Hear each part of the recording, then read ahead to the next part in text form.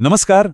ચાલો આજે આપણે ગુજરાતની ઉચ્ચતર માધ્યમિક શાળાઓ માટેની 2026ની શિક્ષક યોગ્યતા કસોટી એટલે કે TAT-HS ની જે સત્તાવાર જાહેરાત આવી છે એને એકદમ વિગતવાર સમજીએ. તો ચાલો રાજ્ય પરીક્ષા બોર્ડની આ સત્તાવાર જાહેરાતમાં શું છે એના પર સીધા જ આવીએ. આપણે આખી પ્રક્રિયાને સ્ટેપ બાય સ્ટેપ સમજીશું. સૌથી પહેલાં તો આ પરીક્ષા શું છે એ જોઈશું, પછી એની મહત્વની તારીખો, લાયકાતના ધોરણો, પરીક્ષાની પદ્ધતિ અને છેલ્લે ફોર્મ કેવી રીતે ભરવું એ પણ જાણીશું. તો સૌથી પહેલો સવાલ, આ શિક્ષક યોગ્યતા કસોટી એટલે કે TAT-HS આખરે છે શું? જુઓ, આ એક 2 તબક્કાની પરીક્ષા છે અને તેનો મુખ્ય હેતુ શું છે તો કે રાષ્ટ્રીય શિક્ષણ નીતિ 2020 પ્રમાણે કુશળ શિક્ષકોને શોધી કાઢવાનો. ચાલો હવે વાત કરીએ સૌથી અગત્યની માહિતીની એટલે કે તારીખોની. આ તારીખો કેલેન્ડરમાં નોંધી જ લેજો. આ તારીખો ખાસ નોંધી લેજો. ઓનલાઈન રજિસ્ટ્રેશન 10 થી 19 ફેબ્રુઆરી 2026 સુધી ચાલશે. ફી ભરવા માટે 20 ફેબ્રુઆરી સુધીનો સમય મળશે. પ્રિલિમ્સ પરીક્ષાની તારીખ છે 29 માર્ચ 2026 અને મેઇન એક્ઝામ મે 2026માં લેવાઈ શકે છે. આ ડેટ્સ બિલકુલ ભૂલતા નહીં. સારું, હવે આગળ વધીએ અને જોઈએ કે આ પરીક્ષા આપવા માટે કઈ શૈક્ષણિક લાયકાત હોવી જરૂરી છે. જુઓ, મૂળભૂત જરૂરિયાત તો અનુસ્નાતકની ડિગ્રી અને સાથે BEd જેવી તાલીમી લાયકાતની છે.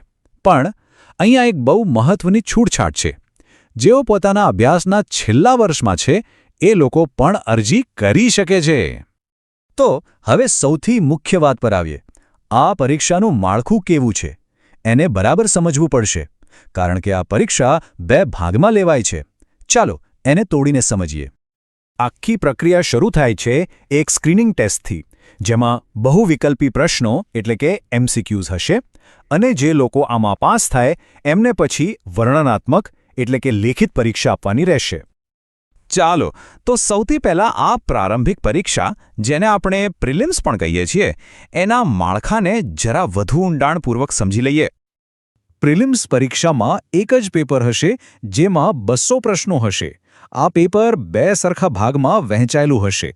પહેલો ભાગ સામાન્ય અભ્યાસનો અને બીજો ભાગ ઉમેદવારના પોતાના વિષયનો. તો પ્રિલિમ્સ પરીક્ષાના પહેલા ભાગની વાત કરીએ. આ ભાગ છે જનરલ સ્ટડીઝનો, જે 100 માર્ક્સનો છે અને દરેક ઉમેદવાર માટે કોમન છે. આમાં શું શું પૂછાશે તો જુઓ, જનરલ નોલેજ અને કરંટ અફેર્સના 20 માર્ક્સ છે, શૈક્ષણિક મનોવિજ્ઞાનના 15 માર્ક્સ, લોજિકલ એપ્ટિટ્યૂડના 15 અને ગુજરાતી અંગ્રેજી ભાષાના પણ 15 માર્ક્સ છે. એટલે કે ઓવરઓલ તૈયારી કરવી પડશે.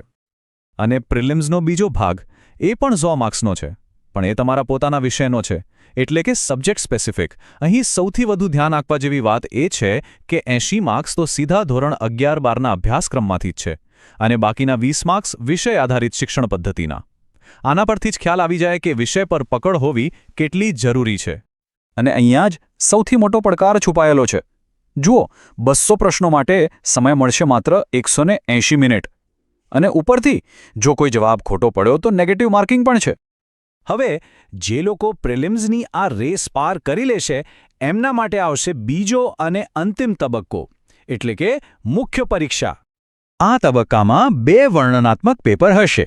પહેલું પેપર ભાષાની આવડત ચકાસવા માટે અને બીજું પેપર તમારા વિષયના ઊંડાણપૂર્વકના જ્ઞાન અને ભણાવવાની પદ્ધતિઓ પર આધારિત હશે. એનું પેપર 1 છે ભાષાનું, 100 માર્ક્સ, 150 મિનિટ. આમાં ઉમેદવાર ગુજરાતી, હિન્દી કે અંગ્રેજી જે પણ માધ્યમ પસંદ કરે એમાં લખવાની ક્ષમતા ચકાસવામાં આવશે, જેમ કે નિબંધ લખવાનો, સંક્ષેપીકરણ કરવાનું, પત્રલેખન, ચર્ચાપત્ર અને વ્યાકરણ. આ બધું જ ડિસ્ક્રિપ્ટિવ હશે. અને મેઇન એક્ઝામનું પેપર 2 એ ફરીથી તમારા વિષય અને ભણાવવાની પદ્ધતિ પર છે. 100 માર્ક્સ, પણ સમય મળશે 180 મિનિટ. અહીં કોઈ MCQ નથી હોતા. અહીં તો મુદ્દાસર જવાબ, માગ્યા મુજબ જવાબ, 1-2 વાક્યમાં જવાબ એમ અલગ અલગ રીતે લખીને વિષયની સમજ સાબિત કરવી પડે છે. ફાઇનલ મેરિટ લિસ્ટમાં સ્થાન મેળવવા માટે જનરલ કેટેગરીના ઉમેદવારોએ ઓછામાં ઓછા 60% માર્ક્સ લાવવા પડશે, જ્યારે અનામત કેટેગરી માટે આ મર્યાદા 55%ની છે. ચાલો હવે આપણે સૌથી છેલ્લા અને સૌથી પ્રેક્ટિકલ ભાગ પર જઈએ, એટલે કે ઓનલાઈન અરજી કરવાની સ્ટેપ બાય સ્ટેપ પ્રોસેસ શું છે? સૌથી પહેલાં તો ફીની વાત કરી લઈએ.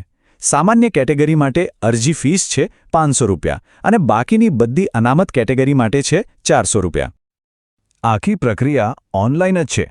OJS ગુજરાતની વેબસાઇટ પર જઈને બસ આ 6 સરળ સ્ટેપ્સને ફોલો કરવાના રહેશે.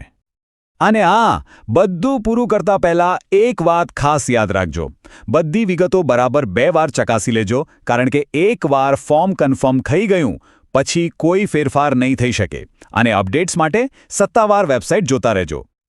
આખી પ્રક્રિયા જોયા પછી એક સવાલ મનમાં ચોક્કસ આવે છે. શું શ્રેષ્ઠ શિક્ષકોને શોધવા માટે આ જે વિગતવાર 2 તબક્કાની મૂલ્યાંકન પદ્ધતિ છે તે ભવિષ્ય માટે એક નવો માપદંડ બની રહી છે?